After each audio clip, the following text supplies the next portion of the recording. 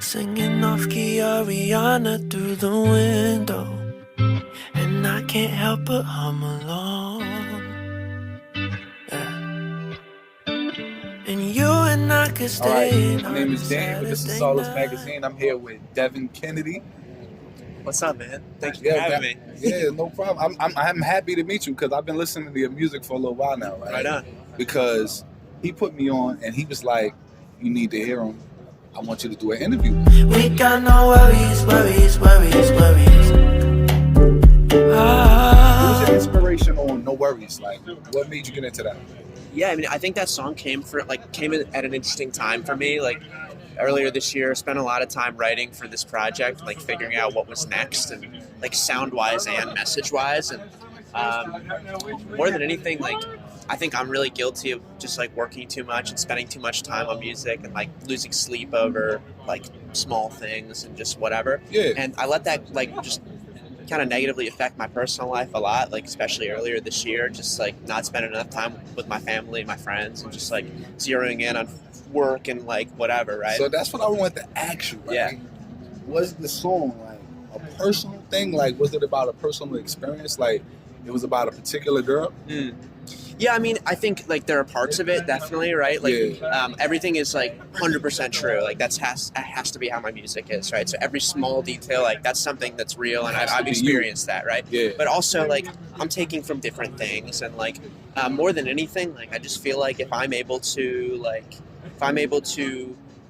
forget about work and forget about the little things at times, and just like make the time for my family and my friends and like everybody that is important to me, then I've got no worries, right? Like that's just kind of how it came for me. I get that. And when that came, it's like, and then the production came so naturally on the song, it just like felt like the right statement for me at that time, you know? Like, what was the impact that your mother and father had on you in your music career? The biggest. I mean, like they were so supportive. You can see from when I was like probably 2 years old, and that not even like not even 2 years old. Like that was just always their thing. It wasn't like you have to be a musician, obviously, but just like I remember from a young age, like she said, like Devin, you're very creative. Just always remember that. You're not going to be an accountant. Like be an accountant. You want to be an accountant, but like we see in you, like I remember being in third grade and like we had to draw the moon, right? Yeah. And like just on a blank printer paper, right? I couldn't leave any part of that piece of paper white. Like there had to be color everywhere. It's just like how my brain works, right?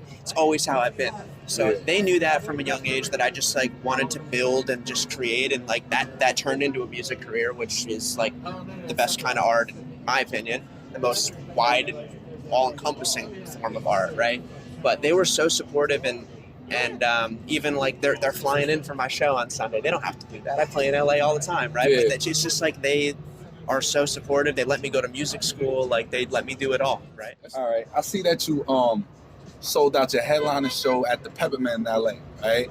How did that feel, like selling out like your first headliner show? Crazy. Like, Yeah, so I played like kind of like scattered LA gigs, was kind of getting the hang of it. I played in bands for a really long time, Yeah. and then I started doing the solo thing, and I was like, okay, like I got to figure out who I'm going to play with. Like I'm never going to be the guy who just presses play on a track and shows up. Like I need a drummer. I need somebody to play with me. Like I'm all about the music, right? Yeah. So I'm like, okay, like let's have some friends open a show. Let's just put together a show. Peppermint Club is like the coolest little venue in LA. Yeah. It's still like it's 250 people. Like it's a nice little room. I definitely did not think that I was selling out a show. I was just like, hey, let's just do an LA show, see what happens. I've been putting out music for like 6 months. Let's just try it.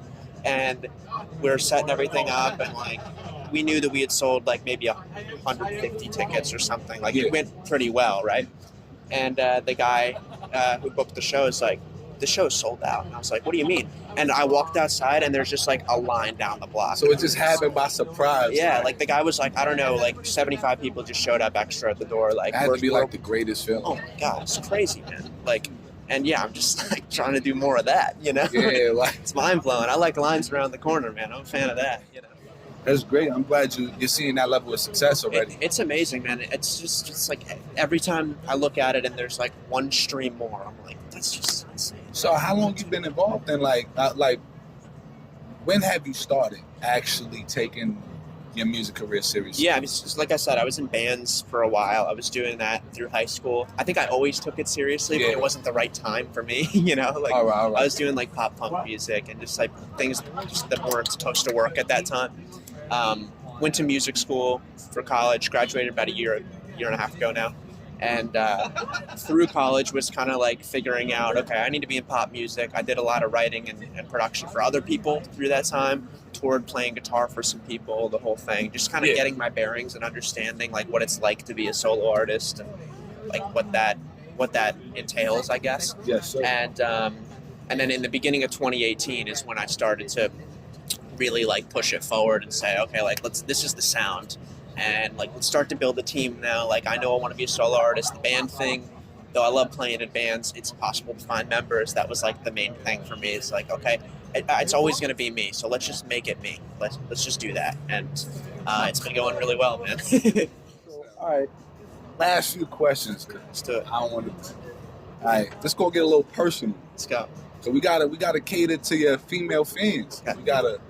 Are you in a relationship? I am in a relationship right now. You're in a relationship? Yeah. All right, so I'm not going to ask the next one. There's always a follow-up to that. Okay, so if you're not, what are you looking for, right? We gotta make sure, So I'm glad you finding that way to like, even though you're doing this because music tends to take over most musicians' lives, and I'm glad that you're still finding a way to be, normal. Well, that's what that song is about too, right? Yeah. Like, let me make sure that I'm making time for the people in my life, right? Yeah. And that's kind of like what the whole project is about in general, like reminding everybody, reminding myself to just like stay true to the people who support you, It's cool that you get to show that side, behind the music, that you're a person too, Yeah, and no reason to like hide it. Like people spend a lot of time figuring out like what their brand is, and like the bottom line is like the brand follows you. Like I'm not trying to be anything that I'm not. If I could just make honest music and put out videos that are like that I just love, and I'm just trying to be myself, and like, if people like it, that's the best for me. I don't have to fake anything, Yeah. All right, last question. All right, Xbox or P4? Huh? PlayStation. All the way. Oh, dude. Why though? Why Xbox?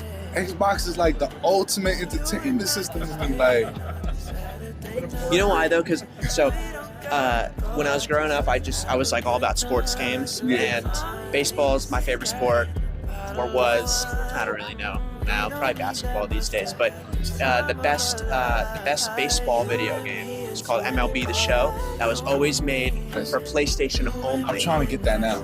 Yeah, you can't get it on Xbox. Still, I don't think, right? Yeah, because I have P4, right? But it's just you cannot get that game. And that's the reason why I was like, I'm getting the P4 because It's the best. I need the show. I need Uncharted. Right. Sure, there are certain games that are restricted, but for me, it was all about NBA 2K and the show. And you can get 2K on an Xbox, right? Yeah. So 2K is close. I'm glad you're having such success. It sounds like your career's on the up and up. Yeah, it's been going well. So look. Thank you, brother. Appreciate you having me. So next time, this is Solis Magazine. Devin Kennedy. Worries, worries, worries.